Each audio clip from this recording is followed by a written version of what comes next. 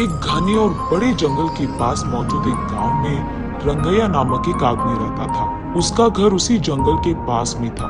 उस घर में वो अपने बीवी और बच्चे के साथ रहता था। रंगैया उसी जंगल में पेड़ों को काटकर उन लकड़ियों को बाजार में बेचकर कमाए हुए पैसों से उसका जीवन चलाता था। ऐसे ही एक दिन लकड़ी काटकर उसको बेचकर आए हुए पैसों को घर ले आता है रंगैया। उसे देख उसकी पत्नी रत्नम्मा ऐसे कहती है, सारी जीवन ऐसी ही काटनी है क्या, लकड़ों को काटते हुए? अब क्या हो गया?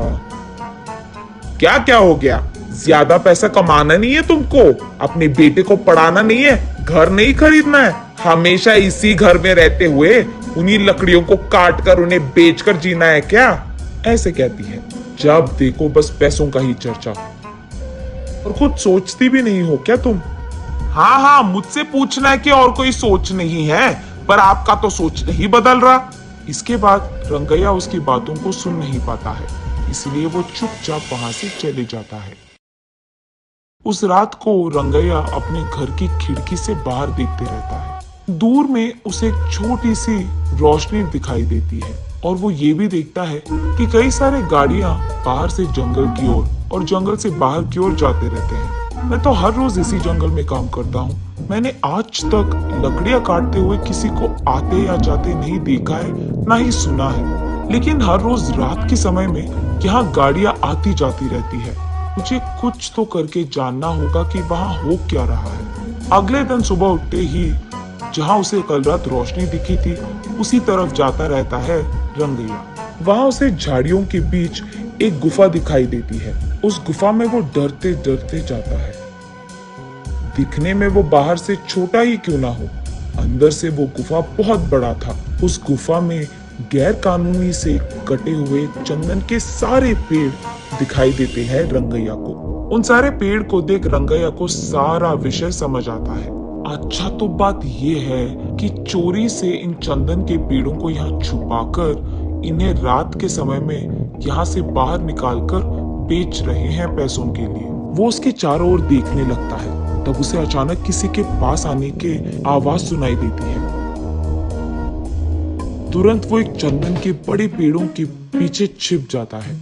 कुछ देर बाद घर जाने की कोशिश में वो उठने के लिए सहारा के लिए नीचे मौजूद पत्थर पे हाथ रख के अपने आप को उठाने की कोशिश करता है। बस पत्थर अंदर गिर जाता है और वहां एक छोटा सा दरवाजा खुलता है। रंगैया उस द्वार के अंदर मौजूद सीढ़ियों से नीचे गिर जाता है। तब उसे समझ आता है कि ये गुफा उस गुफा के अंदर है।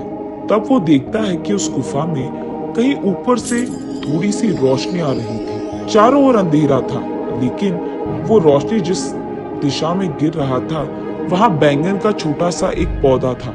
उस पे लंबे और बड़े अच्छे बैंगन फूले हुए थे। तब रंगैया सोचता है कि शायद बारिश या हवा के कारण बैंगन का बीज यहाँ गिर गया होता, इसीलिए यहाँ पे बैंगन का पौधा मौजूद है। चलो कोई नहीं, बैंगन तो बहुत अच्छे दिख रहे हैं। आज अगर इन्हें घर ले जाऊंगा तो आज का खाना तो हो जाएगा। ये फैसला करके वो उस पौधे से एक बैंगन को तोड़ता है। बस रंगैया के हाथ में जैसे ही वो बैंगन आता है, वो सोने का बैंगन बन जाता है। रंगैया आश्चर्यचकित होकर दंग रह जाता है। वो उस सोने के बैंगन को अपने हाथों में लेकर उसे जांचने की कोशिश करता है और तुरंत वो सोचता है कि उसी पौधे से एक और बैंगन ले ले, लेकिन उससे पहले ही उस पौधे पे मौजूद सारे बैंगन गायब हो जाते हैं। रंगैया बहुत निराश होता है। चलो, कम से कम एक तो बैंगन मिल गया। अगर ये मैं मार्केट में बेचूंगा तो बहुत सारे पैसे मिल जाएंगे। तब मुझे कई दिनों तक कुछ भी काम करने की कोई जरूरत नहीं होगी। ये फैसला करके उस गुफा की सीढ़ियां चढ़कर वो बाहर की गुफे की ओर आता है। रंगैया जैसे ही बाहर आता है, वो दरवाजा अपने आप बंद हो जाता है। उस गुफा से बाहर आते ही चोरी चोरी छुपकर वो अपनी बीवी के पास जाकर इस सोने के बैंगन को दिखाता है। उस सोने के बैंगन को देख रत्नम्मा तुरंत बेहोश होकर नीचे गिर जाती है। कुछ देर बाद होश आता है। तब रत्नम्मा, बाप रे, सोने का बैंगन कहाँ से लेकर आए आप? ये कहाँ मिला आपको? उससे तुम्हारा क्या मतलब? हमेशा पैसों के पीछे पड़ी रहती है ना। ये लो, ये सोने का बैंगन लो और इससे जो करना है तुम कर लो। अरे पहले आप ये तो बताओ कि ये आप लाए कहाँ से? कहीं अपने कुछ चोरी वोरी तो नहीं किया ना? ऐसे रतम्मा एक के बाद एक उसे प्रश्न पूछते ही गई और कोई चारा ना होने के कारण रंगैया जो कुछ भी हुआ रतम्मा को बताता है। तो फिर आपको वही रहना था ना, कुछ देर बाद अगर और बैंगन आ गए तो उसको भी लेकर आते। आपकी जल्दबाजी से ना मैं तो मर रही हूँ। चलो जो हो गया सो हो गया, इस बैंगन से हम बहुत सारे दिन ना कोई भी काम करे बिना आराम से रह सकते हैं। गधे को अगर सोने का सिंहासन पे बैठाया गया ना, उसकी बुद्धि तो गधे की ही रहेगी ना। हाँ, अब क्या हो गया? इसका मतलब क्या है? इसी घर में रहते हुए चैन की जिंदगी नहीं चाहिए मुझे। आप 2-3 और सोने के बैंगन लेके आए, तब हम बड़े घर में आराम कर पाएंगे। देख, हमें नहीं पता कि उस पौधे पे वापस सोने के बैंगन आएंगे कि नहीं, और इतना ही नहीं, उस गुफा में जाना बहुत बहुत मुश्किल है और घातक भी। वहाँ चंदन के पेड़ छुपे हैं रत्ना। अगर मैं पकड़ा गया ना, मेरा लाश तक नहीं मिलेगा तुझे। अब इस सब की क्या जरूरत है? जितना है उतने में खुश रहेंगे, कहता है रंगैया। तुम मर्द हो भी? वहाँ के चंदन के पेड़ों के बारे में जाकर पुलिस को बता दो। वहाँ के चोरों को वो खुद लेकर जाएंगी और चंदन पेड़ भी खाली कर देंगी। तब गुफा पूरा खाली हो जाएगा। यहाँ तुम्हारे अलावा किसी को भी नहीं पता कि उस गुफा में एक और गुफा छुपा है। इसीलिए जब चाहो तब तुम उस गुफा में आ सकते हो और जा सकते हो। वैसे ही अगर उस बैंगन के पौधे पे और बैंगन उग गए तो उसको भी लेकर आ सकते हो आप। इसको ये सोच आया, पर मुझे तो नहीं आया, पता नहीं क्यों। ऐसे रंगैया अपने मन में सोचता है। ठीक है, वो सब मैं देख लूंगा।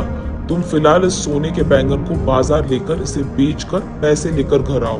ये कहकर रंगैया उसके घर से सीधा पुलिस स्टेशन जाता है और गुफा में हो रही गैर कानूनी व्यापार के बारे में उनको बताता है। पुलिस वहां आकर सबको गिरफ्तार करते हैं और चंदन के पेड़ों को भी वहां से खाली कर देते हैं। अब इस कारण गुफा में डरते हुए जाने की कोई जरूरत नहीं थी रंगैया को।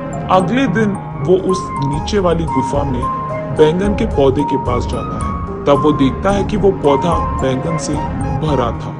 इस बार वो एक बैंगन को लेकर जल्दबाजी में दूसरा बैंगन लेने ही जा रहा था कि सारे बैंगन गायब हो जाते हैं। तब रंगैया को समझ आता है कि असली बात ये है कि बैंगन रोज के एक ही मिलते हैं। ऐसे वो उस दिन के लिए एक सोने का बैंगन लेके घर चले जाता है। तब रतम्मा उन सोने के बैंगन को बेचकर आए हुए पैसों से एक बड़ा बंगला खरीदती है। तब से जब भी रंगैया को पैसों की जरूरत थी, वो उस गुफा में जाकर बैंगन लेकर उसे बेचकर आए हुए पैसों से खुशी से रहता था। जल्द ही रंगैया और रतम्मा उस गांव के ही जमींदार बन जाते हैं और खुशी से जीते हैं।